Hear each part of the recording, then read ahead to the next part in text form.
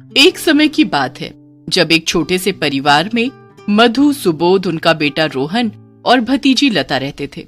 लता के माँ बाप बचपन में ही गुजर गए थे। मधु बहुत ही बुरी थी। वो लता से घर का पूरा काम करवाती थी।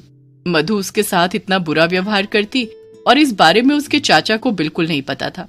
वो अक्सर उसके चाचा के सामने अच्छा बनने का नाटक करती थी और पीछे से लता को धमका कर रखती थी कि वो अपने चाचा को कुछ बताएगी तो वो उसे बहुत मारेगी। एक दिन लता आंगन में कपड़े धो रही थी कि तभी उसकी चाची आकर उसके पास ढेर कपड़े लाकर पटक देती है। चाची, मेरे पास पहले ही बहुत कपड़े हैं, मेरा हाथ दर्द हो रहा है। ए लड़की, चुपचाप कपड़े धो, समझी? पूरा दिन खाने को दे दो और काम तुझसे जरा नहीं होता। आज सारा काम खत्म हो जाना है। आज मेरे बेटे रोहन का जन्मदिन है, उसके लिए तुझे फिर मेरी रसोई में मदद भी करनी है, समझी? इतना कहकर मधु वहाँ से चली जाती है। कपड़े धोने के बाद मधु उसे अपने साथ रसोई में लगा लेती है।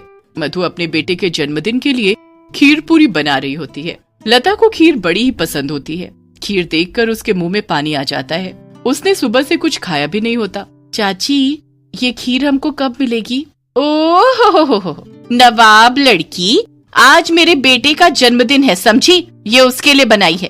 तू कहाँ अपनी मनहूस नजर इस खीर पर डाल रही है? हाँ, मुझे बहुत भूख लग रही है चाची, मैंने सुबह से कुछ भी नहीं खाया।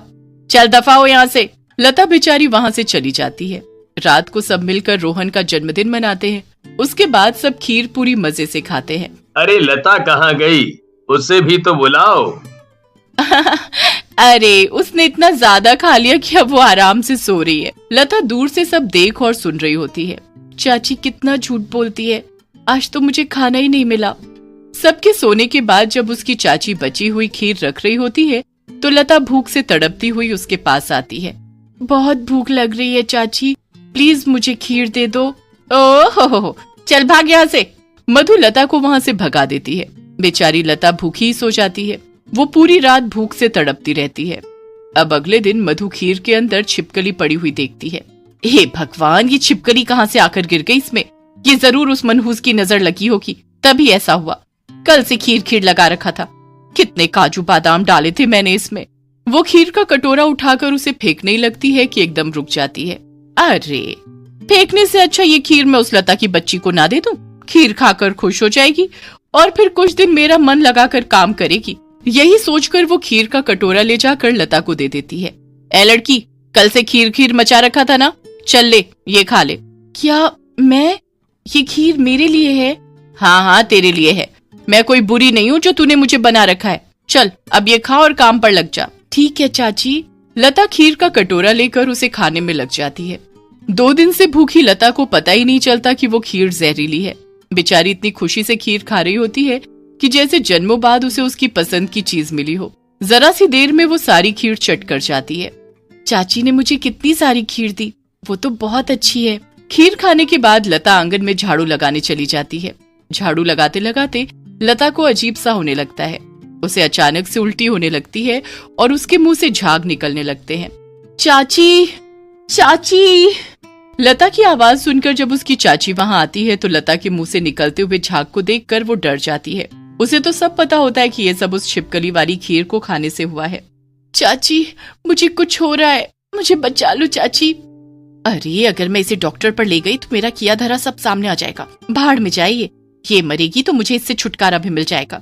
मधु उसे ऐसी हालत में वहीं छोड़ देती है और लता तड़प तड़प कर मर जाती है। उसके मरने के बाद लता रोने की खूब एक्टिंग करती है, जैसे उसे ही सबसे ज्यादा दुख हो। हाय मेरी बच्ची, जाने क्या हो गया। हाय, मेरा सब लुट गया। हिम्मत रखो लता, ऐसे रो मत। पर समझ नहीं आ रहा कि अचानक लता को हुआ क्या। अरे, मैं जब आंगन में गई तो ये मुझे मरी पड़ी मिली। किसी को कुछ पता नहीं चलता कि लता कैसे मरी है। मधु अंदर ही अंदर बड़ी खुश होती है कि जो उसने चाहा बिल्कुल वैसा ही हो गया। पर उसे क्या पता था कि उसके किए का दंड उसको जल्द ही मिलने वाला है। कुछ दिन बाद एक रात जब मधु बाहर के कमरे में होती है तो अचानक कमरे में ढेर सारी छिपकली आ जाती है। हे भगवान, ये इतनी सारी छिपकली कहाँ से आ गई? भागो यहाँ से। जैसे तैसे वो छिपकली को भगाती है कि तभी बाहर से एक आवाज आती है। आवाज सुनकर मधु बाहर जाती है तो उसके होश उड़ जाते हैं। उसके सामने एक चुड़ैल खड़ी होती है। मुझे बहुत भूख लग रही है, मुझे खीर दे दे। खीर मुझे बहुत पसंद है। जा जल्दी मेरे लिए खीर ले आ। मधु उस चुड़ैल को देख जोर से चिल्लाती हुई घर में वापस आती है और सुबोध को सब बताती है। सुबोध जब बाहर जाकर देखता है तो बाहर कोई भी नहीं होता। वो यही थी, मुझसे खीर मांग रही थी। तुम पागल हो गई हो, लगता है आज ज्यादा काम कर लिया। चलो अब सो जाओ। मधु चुपचाप सो जाती है, पर ये सब अभी बंद नहीं हुआ होता। अगले दिन मधु रसोई में खाना बना रही होती है तो उसे पतीले में आलू की सब्जी की जगह उसमें खीर दिखने लगती है, जिसमें ढेर सारी छिपकली उछल रही होती है। ये सब क्या हो रहा है मेरे साथ? क्यों ये सब दिखाई दे रहा है मुझे? मधु को अचानक खिड़की में वही चुड़ैल खड़ी दिखती है और आगे हाथ फैलाकर उससे खीर मांगने लगती है। मुझे खीर दे दो, बड़ी स्वाद खीर बनाती हो ना तुम। चलो चलो जल्दी से खीर दे दो मुझे। मेरे पास कोई खीर नहीं है, चली जाओ यहाँ से। क्यों मुझे बार बार दिखाई दे रही हो? मैंने क्या किया है?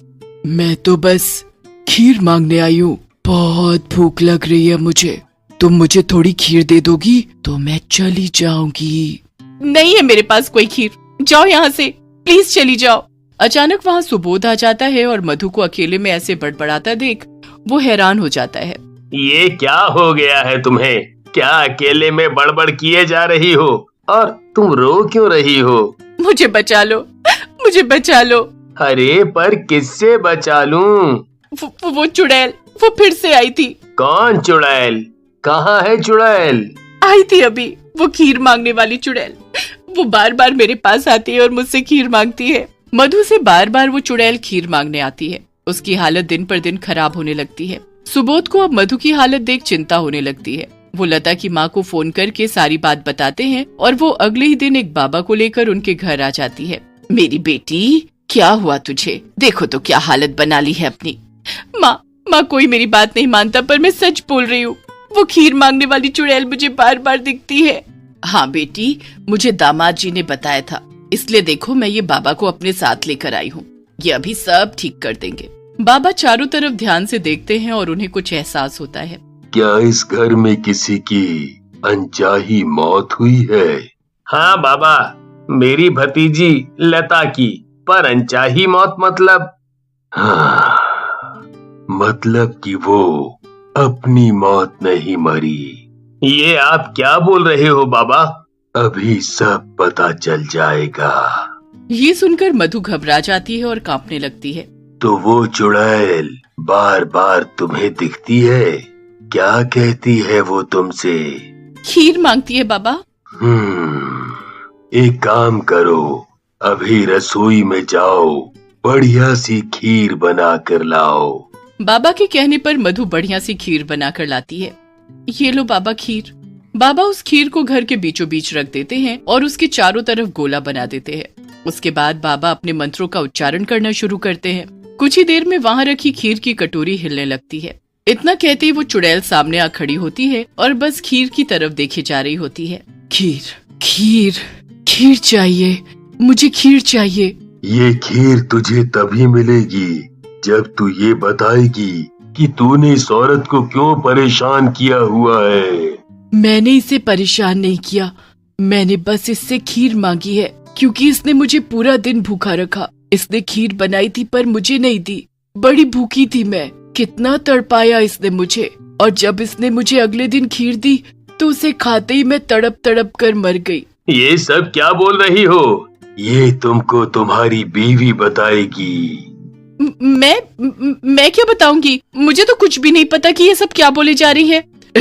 तुझे सब पता है। वो खीर में छिपकली गिर गई थी, इसलिए मैंने वो खीर लता को दे दी थी और उसे खाकर वो मर गई। ये रोज मुझसे जानवरों की तरह काम करवाती थी और पूरा पूरा दिन भूखा रखती। इसने मुझे मार डाला। मुझे माफ कर दो, मुझसे भूल हो गई। अब तुम्हारी भूल सुधारने का एक ही तरीका है। हर अमावस को तुमको छत पर खीर बनाकर रखनी होगी। अगर तुमने ऐसा नहीं किया तो ये चुड़ैल तुम्हें परेशान करती रहेगी। बाबा उस चुड़ैल को वहाँ रखी खीर दे देते हैं, जिसे वो बड़ी खुश होकर खाती है। उसके बाद मधु हर अमावस को उसके लिए खीर बनाकर छत पर रखती, जिसे वो खाने आती है। फिर कभी अपनी चाची को वो परेशान नहीं करती।